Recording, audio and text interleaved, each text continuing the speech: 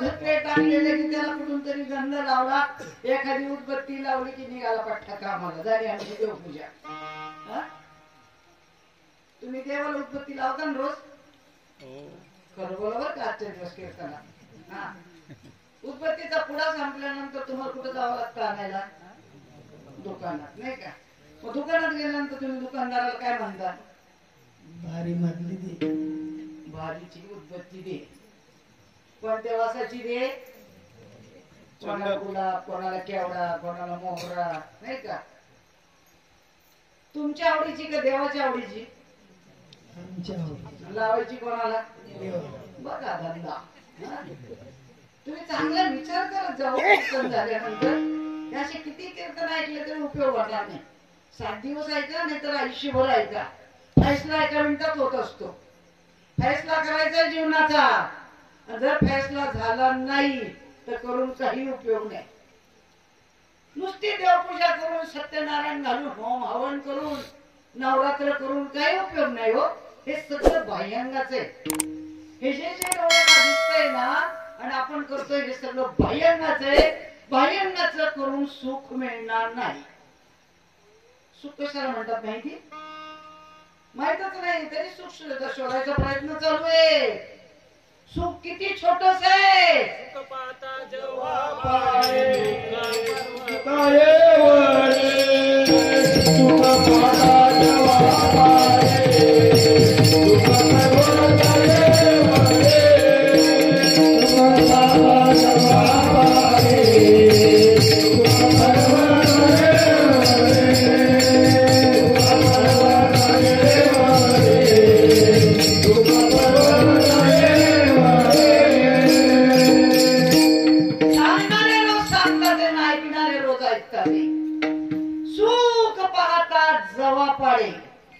जवसाच्या दाणे इतकं सुख आहे आणि डोंगरच्या डोंगर दुःख आहे. मग आपण रोज सुखामध्ये आहोत का दुःखामध्ये आहोत? रोज दुःखात आहे आपण. त्याला सुख समजतोय. टीव्ही घेतला, फ्रीज घेतला, साड्या खरेदी केल्या, बंगला बांधला, अमुक झालं, मुलं झाले, लग्न झाले, हे सगळं दुःख आहे. तरी त्याला आपण सुख म्हणतोय.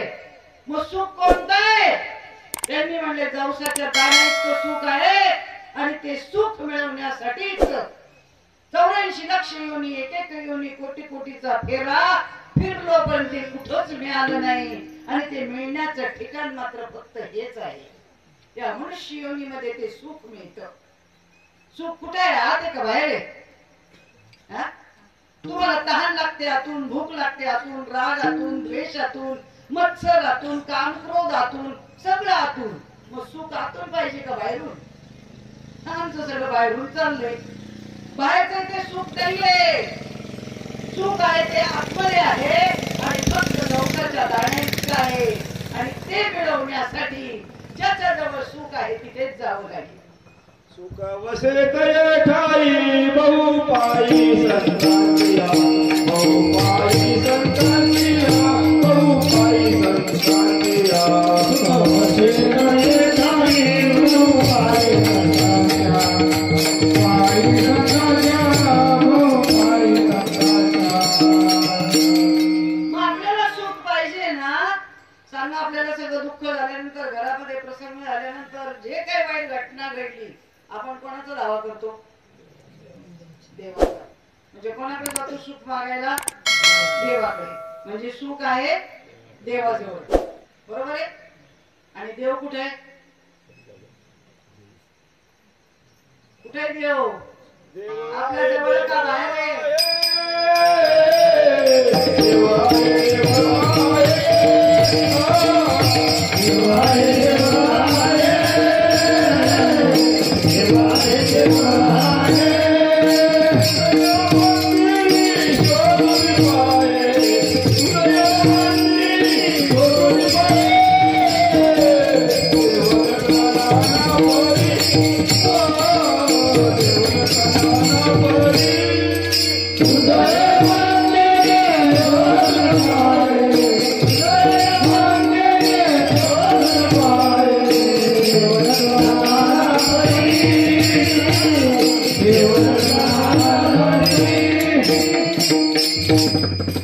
आपल्याला गरज सुखाची सुख आहे देवाजवळ आणि देव आहे आपल्याजवळ. सुटली सगळ्या प्रश्नांची उत्तर. मग देव जर आपल्यामध्ये आहे तर तो आत आहे का बाहेर आहे? आत आहे. हे नरा आत बघ जरा जीव हा खरा नवे ही माया तू बुद्धी दर्पणी ब्रह्मरवीची छाया. मग तो जर आतमध्ये आहे तर आपल्याला जो मार्ग निवडायचा आहे तो आत जाण्याचा मार्ग पाहिजे का बाहेर जाण्याचा?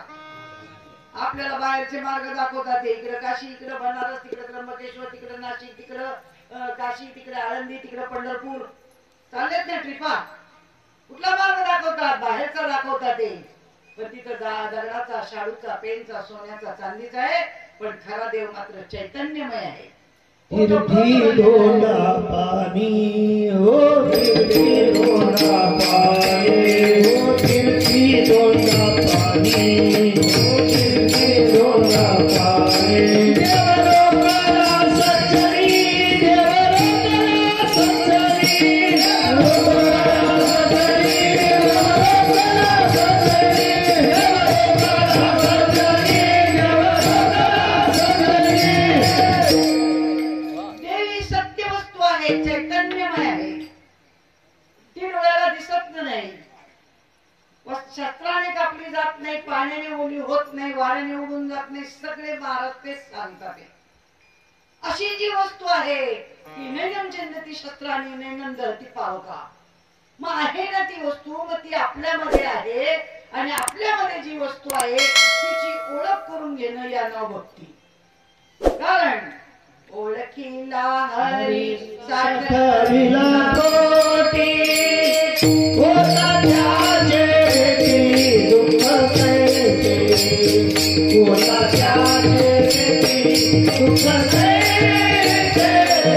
होता त्याचे भेटी दुःख कैसे.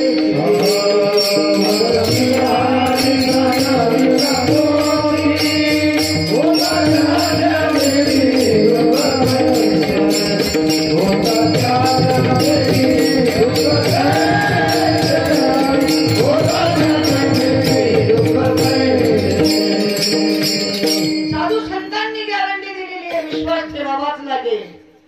की ते म्हणतात होता त्याची भेटी दुःख कैसे, पण केव्हा?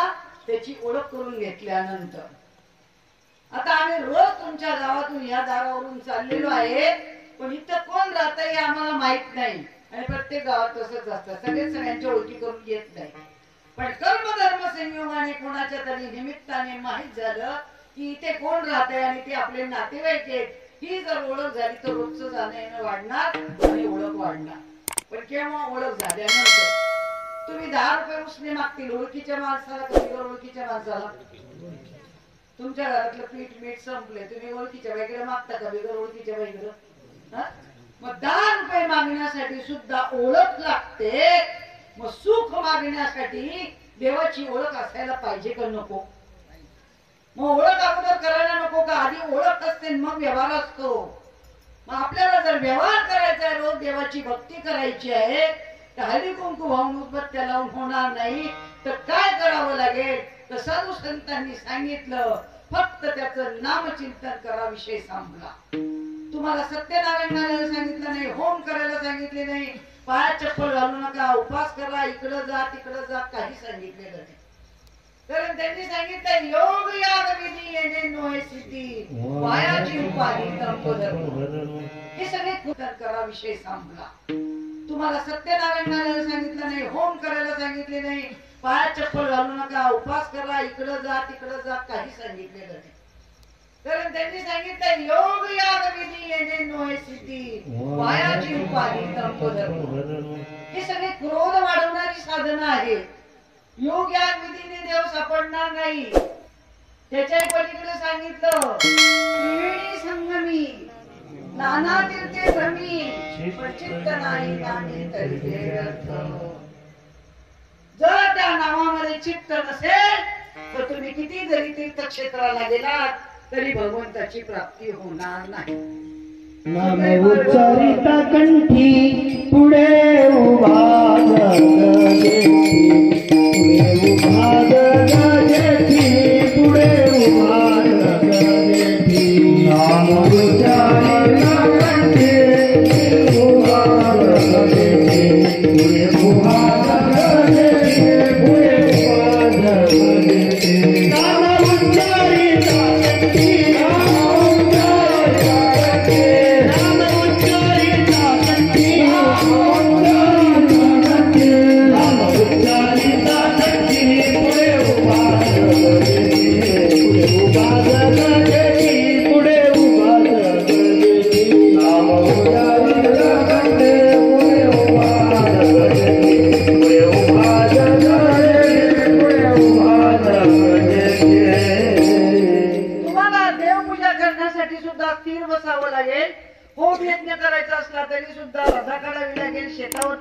जाता येणार नाही, सगळं सोडून ते करत बसावं लागतं. पण भगवंताने पाहिलं की तुमच्या पाठीमागे कर्म आहे आणि ते कर्म करून निष्कर्म स्थितीत राहायचंय.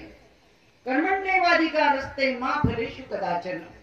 मग कर्म करून निष्कर्म स्थितीत राहायचंय म्हटल्यानंतर कर्म तर चुकवता येणार नाही. शेतावरचं काम करावंच लागणार आहे, नोकरीला जावंच लागणार आहे, घरातली कामं करावीच लागणार आहे. मग हे करता करता तुम्हाला भगवंताची भक्ती करण्याची योजना साधू संतांनी सांगून ठेवली. नाही नाही, नाथ महाराज सुद्धा म्हणतात हरी बोला देता, हरी बोला देता, हरी बोला देता, हरी बोला देता, हरी बोला देता, हरी बोला देता, हरी बोला देता, हरी बोला देता.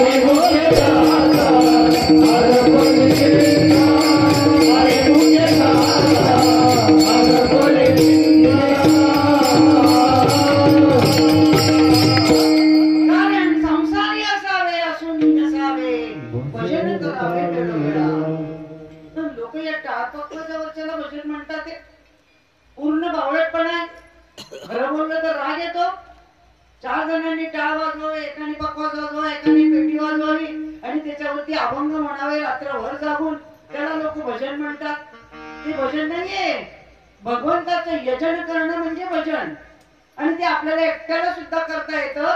कुठल्याही साधनांची गरज नाहीये. मग हे जे भजन तुम्ही करता हे व्यावहारिक भजन आहे. 10 जण रात्रभर जागत बसले, एकाने एक अभंग म्हटला, दुसऱ्यांनी म्हटला, तिसऱ्यांनी म्हटला, चौथ्यांनी म्हटला, यांनी चाल लावली, त्यांनी चाल लावली. अभंग कोणी लिहून ठेवलेले? संतांनी. तुम्ही लिहिलेत का? तुम्हाला त्याच्यातली कवडीची नाहीये.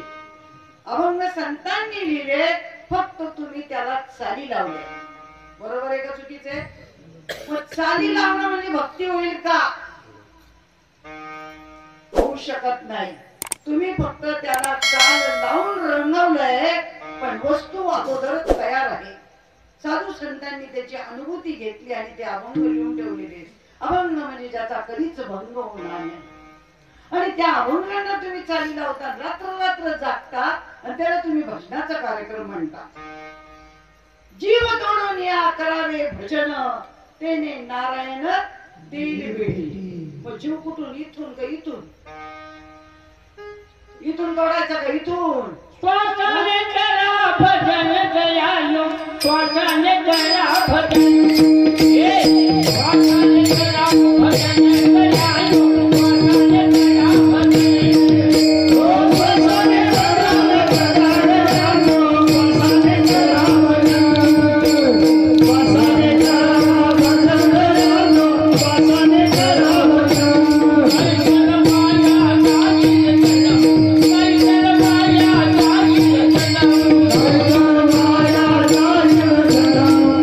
Thank you.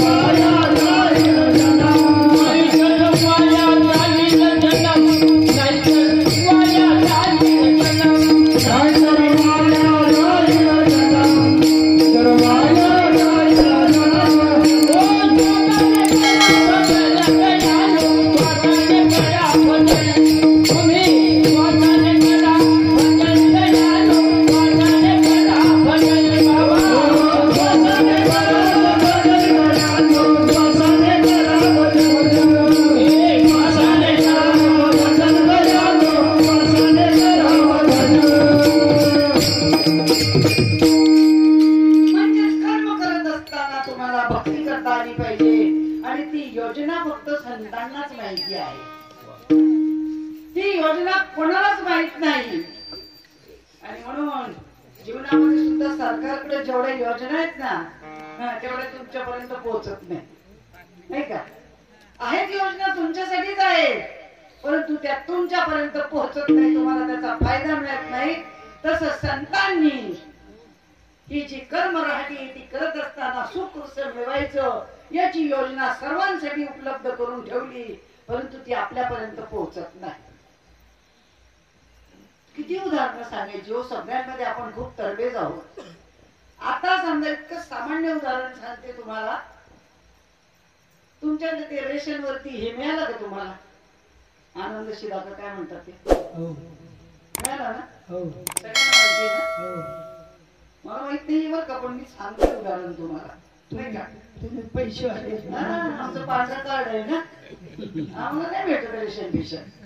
आम्हाला रेशन लागतच कुठे, आज एक घर तर उद्या एक घर, सकाळी एक घर, रात्री एक घर. मी तर पहिल्यापासून सांगितलं मला स्वयंपाकाचा खूप कंटाळा येतो म्हणून मी कीर्तनकार झाले. बरं बाबा, सकाळी एक घर संध्याकाळी एक घर. ओट लागले पाठीशी हिंडविते देशोदेश, भिकाऱ्याची अवलाद आणि या असे कीर्तन करतात. आधी रेट आणि मग डेट. कसा देव पावन नाही पावणार, होऊच शकणार नाही. देव बाजारचा भाजीपाला नाही. एवढा वाटेल पडला काय. मग ती जी योजना तुमच्यापर्यंत आली किती दिवसात आली, मिळाला ना शिदा. बातमी आल्या बरोबर बायकां माणसं धावलेलं की दुकानात, आपल्याला मिळेल का नाही. 100 रुपयाचं बरं का फक्त. घरचं जेवण सोडलं पण रांग लावली का नाही. मग एवढ्या नाशिवंत गोष्टीसाठी योजना आखल्या जातात आणि आपण तिथे आपला वेळ घालवतो आणि त्याची पूर्तता करतो, पण जीवनामध्ये सुख कशाने मिळेल या योजनेकडे कोणाचंच लक्ष नाहीये. ज्ञानेश्वरी 800 वर्षापूर्वी लिहिली गेली, आधी योजना अजून आपल्यापर्यंत कधी एक सुद्धा हरामखोर कीर्तनकार योजना सांगत नाही की या जीवाला सुख कशाने मिळेल, कशाने जीवाचं कल्याण होईल, कशाने कृतार्थ होईल, कशाने कृतकृत्य होईल. नुसतं म्हणायचं ही जी इमारत आहे ना, ज्ञानदेवे रचिला पाया, उभारिले देवालया, नामातयाचा किंकर तेने केला हा विस्तार. किती सुख सांगितलंय. आनंदाची डोही आनंद तरंग, आनंदाची अंग आनंदाची आनंदाची आनंदाची डोही आनंद तरंग, आनंदाची डोही आनंद तरंग, आनंदाची डोही आनंद तरंग, आनंदाची अंग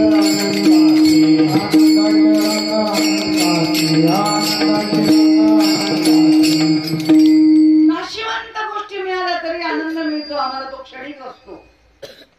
सरकार सगळ्या योजना काढतोय. 5 लाखापर्यंत आता औषध योजना फुकट आहे. कुठलंही ऑपरेशन करून घ्या, कुठल्याही दवाखान्यात जा, सगळ्यांपर्यंत ती योजना जाऊन पोहोचलेली आहे. त्याही पलीकडं जे लोक कार्यक्रम करतात ते कीर्तन प्रवचन, त्यांना मानधन मिळणार आहे. एसटी फुकट, तिकीट नाही. तिकीट नाही. फक्त फॉर्म भरून द्यायचा आहे की मी कलाकार आहे. म्हणजे शेवटी याला काय म्हणलेलं आहे, कलाकार. भक्ती नाही. लक्षात घेत जा प्रत्येक शब्द. हा कलाकार आहे. हे कीर्तन म्हणजे दवंडी आहे. हे कीर्तन नाही. कीर्तन म्हणजे या तनात किरकिर बाहेर काढणे, अज्ञानाचा अंधकार बाहेर काढणे, त्याला कीर्तन म्हणतात. कीर्तन कोणतं? कीर्तन चांग होय अंग अंग हरिरूप. या प्रत्येक रोमात हरी भिनला पाहिजे, त्याला कीर्तन म्हणतात. प्रवचन म्हणजे काय? नुसतं समोर ज्ञानेश्वरी मांडायची, बुक्का लावायचा, हार घालायचा, पुंडलिकाचा हरी म्हणायचं. काहींची तर ज्ञानेश्वरी झाकलेलीच राहते, म्हणजे सुरू होतं चराट. बाईच्या टिकलीवर, साडीवर, नवऱ्यावर, बायकोवर, आई बापावर ऐकणारे बावळट आणि सांगणारे तेवढून बावळट. आणि असले कीर्तन प्रवचन चाललेत जगात. ज्ञानेश्वरीत हे उद्योग लिहिले आणि हे करून थकलेच सगळेजण. इथं सुख मिळेना म्हणून सुख मिळण्यासाठी परमार्थात जायचे. जोपर्यंत महाराष्ट्रातली जनता उठून उभी राहत नाही आणि सांगत नाही की बाबा लोकांना हे प्रवचन बंद करा, हे कीर्तन बंद करा, तोपर्यंत बाबा लोक जे सोकवलेले ना ते बंद होणार नाही. खायचे वांदे होणार कीर्तनकारांचे. तुम्ही जर उठून उभे राहिले ना, तुम्ही जर म्हणले ना की हे कीर्तन बंद करा, पोटाचे वांदे होणार. ते काय कीर्तनकाराचं पोट बांधणार नाही, कारण काम करायची सवयच नाही ना. पोटासाठी सोंग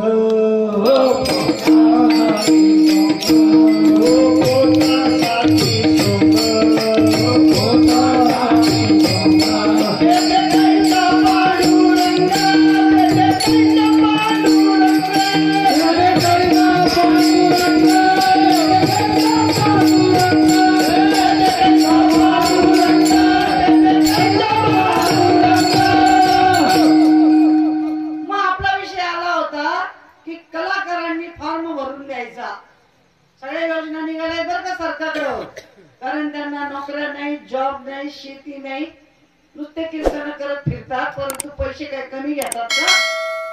5-6 हजार रुपये जवळच्या गावाला, 30-40 हजार रुपये लांबच्या गावाला, नाही का? एवढे घेऊन अजून सरकार त्यांना मानधन देणार आहे.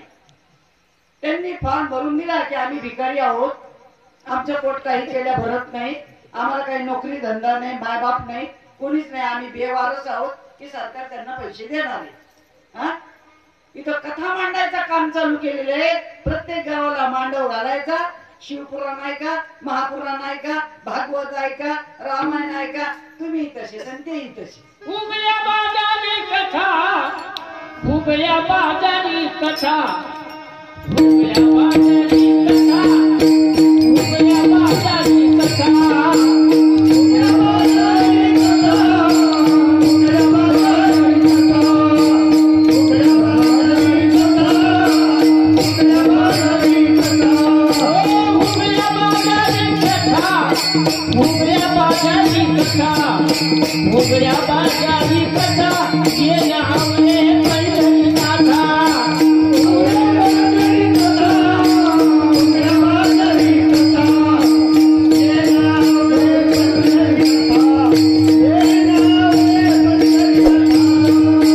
नावले पंढरीनाथा, ये नावले पंढरीनाथा, ये नावले पंढरीनाथा, नावले पंढरीनाथा, नावले पंढरीनाथा. उगल्या बाजारी कथा, उगल्या बाजारी कथा, ये नावले पंढरीनाथा. उगल्या बाजारी कथा, उगल्या बाजारी कथा, उगल्या बाजारी कथा, ये नावले पंढरीनाथा. मग 700-800 वर्षापूर्वी ज्ञानेश्वरीचं लिखाण झालं, तुकाराम महाराजांनी अभंगाचं लिखाण केलं, भागवत लिहिलं गेलं. मग त्या योजना आपल्यापर्यंत का नाही आणल्या कीर्तनकारांनी? किती लाखो कीर्तनकार आहेत आज महाराष्ट्रामध्ये. गल्ली बोळात कीर्तन प्रवचनाचे कार्यक्रम चालू आहेत. ते नाशिवंत मार्ग सांगतात, दुःखाचा मार्ग सांगतात, क्षणिक सुखाचा मार्ग सांगतात. परंतु जे चिरंतन सुख आहे, की जे कधीच नाश पावत नाही, त्याला सुख म्हणतात. लक्षात घ्या, जे कधीच नाश पावत नाही, जे कधीच संपत नाही, त्याला सुख म्हणतात. आणि आपण जे सुख उपभोगतोय ते क्षणिक आहे, नाशिवंत आहे, 5 मिनिटापुरतं आहे, 10 मिनिटापुरतं आहे, 1 तासापुरतं आहे. मग एक क्षणिक सुख मिळवण्यासाठी आपण एवढा अट्टहास करतो. पण साधू संतांनी सांगितलंय, अट्टहास करा पण कशाचा करा?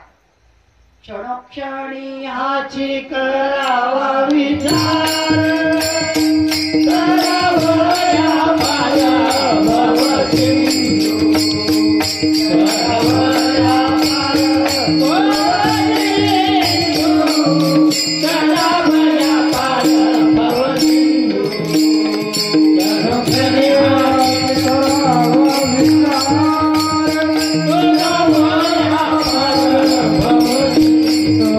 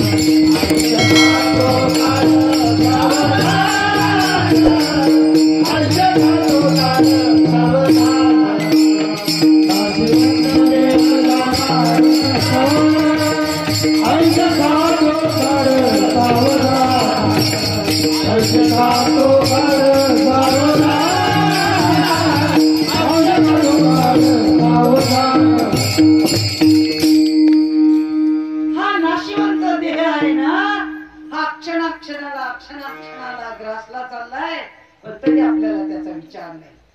पण महात्मे म्हणतात क्षणोक्षणी हाची करावा विचार, करावया पार भवसिंधू. मी हा भवसागर कसा तरुण जाईल याचा विचार केला पाहिजे, याचा मार्ग शोधला पाहिजे, सांगणारा शोधला पाहिजे, त्याच्या संगतीमध्ये सतत राहिलं पाहिजे. तेव्हा तुम्हाला समाधान मिळणार आहे. जी गोष्ट पुन्हा पुन्हा पुन्हा पुन्हा पुन्हा पुन्हा केली जाते तेव्हा सुख आणि समाधान मिळतं. आणि आपल्याला नको ते पुन्हा पुन्हा करावं असं वाटतं, आणि जे करायला सांगितलं ते मात्र करू वाटत नाही. पण साधू संतांनी सांगितलं, बाबांनो जिंदगी खूप छोटी आहे. निम्म आयुष्य झोपण्यात जातलं, तिथलं निम्म आयुष्य कामात जातं, होतो किती वेळ. आणि एवढं करून सुद्धा तुम्हाला त्यांनी सांगितलंय मोठे निमिषभरी. अरे अगदी 1 सेकंद तर माझं नामस्मरण कर फक्त, की त्याचा फायदा तुला इतका मिळणार आहे, इतका मिळणार आहे. आज भल्या भल्यांना मिळालेला आहे. 5 वर्षाच्या प्रल्हादाला सुद्धा भगवंत सापडला. त्याच्या प्रसंगाला समोरच्या खांबामध्ये देव प्रकट झाला. की ज्या वेळेला भगवंता त्या प्रल्हादाला त्याच्या वडिलांनी सतत सतत छळावं आणि विचारावं तुझा देव कुठे सांग. परंतु भक्त संकटात तर देव मदत करतो, आणि देव संकटात तर भक्त मदत करतो. भक्ताला जर कोणी जर त्रास देत असेल तर त्याचा नाश केल्याशिवाय राहत नाही. त्याला भक्ती म्हणतात. अहोरात्र देवाने वडिलांनी विचारावं तुझा देव कुठे आहे. प्रल्हादाने सांगायचं माझा देव सगळीकडे, माझा देव सगळीकडे. देव म्हणायचे असा कसा, वडील म्हणायचे असा कसा तुझा देव सगळीकडे आहे. तेराच्या कडेत टाकलं, डोंगरावर टाकलं, हत्तीच्या पायाखाली टाकलं, उंटाच्या पायाखाली टाकलं, सगळे प्रकार केले, तरी सुद्धा काही झालं नाही. भक्त राखे पायापाशी दुर्जनाशी संहारी, दुर्जनाशी संहारी, दुर्जनाशी संहारी. भक्त राखे पायापाशी दुर्जनाशी संहारी, दुर्जनाशी संहारी, दुर्जनाशी संहारी. राखे पायापाशी, राखे पायापाशी, राखे पायापाशी, राखे पायापाशी, दुर्जनाशी संहारी, दुर्जनाशी संहारी, दुर्जनाशी संहारी. भक्त राखे पायापाशी दुर्जनाशी संहारी, दुर्जनाशी संहारी, दुर्जनाशी संहारी. नामस्मरण करतो जो भक्त आहे त्यालाच फक्त संरक्षण असतं देवाचं. तुम्ही जर म्हणता आम्ही देवाऱ्यासमोर दिवसभर बसू, निरंकार उपास करून पाय चपला नाही घालणार आणि सोमवारी महादेव मंगळवारी देवी करत बसू, त्याच्यासाठी देव नाहीये. त्याच्यासाठी देव तुमच्याकडे डुंगू सुद्धा देव पाहणार नाही. आणि म्हणून आज कित्येक लोक मी बोलताना ऐकलेले, आयुष्यभर मी एवढं करतो पण ते देव माझ्याकडे पाहतच नाही. तिकडं तोंड करून बसले, आता तो कुठं तोंड करणार आहे, त्याचं तोंड सगळीकडेच आहे ना. तू करतच काही नाहीये, पण तरी तू सांगतो की मी देवाचं एवढं करतो, करून करून करून करून कंटाळा आला नाही असं सांगतो. म्हणजेच तू काही केलेलं नाही. देवाची भक्ती करताना कंटाळा येतो नाही. ज्याला येत असेल तो समजून घ्यायचं तो बावळट आहे. देवाची भक्ती करताना कंटाळा येतो असं म्हणणं बावळटपणाची लक्षण आहे. कंटाळा कधीच येत नाही, आनंद मिळत राहतो, क्षणाक्षणाला आनंद वाढत राहतो. आणि म्हणून भगवंत अर्जुनाला पुन्हा पुन्हा पुन्हा पुन्हा पुन्हा पुन्हा सांगत होते. एवढंच नाही तर ते काय म्हटले, हे मी जी सांगतोय ते अर्जुनासाठी नाही सांगत आहे, मला सुख मिळण्यासाठी सांगतोय. मी सांगत असताना मला सुख मिळत असतं आणि म्हणून मी पुन्हा पुन्हा सांगतोय, अर्जुनासाठी सांगत नाही. कारण ज्याला सांगायचं असतं तो लायकीचा पाहिजे तर त्याच्या समोर ते सांगावं. कारण त्याने ते स्वतःच्या आईला सांगितलं नाही, वडिलांना सांगितलं नाही, मोठा भाऊ राम याला सांगितलं नाही, परंतु अर्जुन सखा आणि मित्र म्हणून शरण आला. सखा वेगळा आहे बरं का, आणि मित्रही वेगळा आहे. आणि तो शरण आला आणि म्हणून त्या शरणागताच ते सांगितलं जातं. त्याला हरिकथा म्हणतात. हे रात्रंदिवस वाजत गाजत बसायचं, सांगत बसायचं, रांगोळ्या काढायच्या, गावरान तुपाचे दिवे लावायचे, 5 पक्वान्नाचं जेवण करायचं, थाटमाट करायचा, आणि त्याचे व्हिडिओ बनवून टाकायचे. त्याला हरिकथा नाही.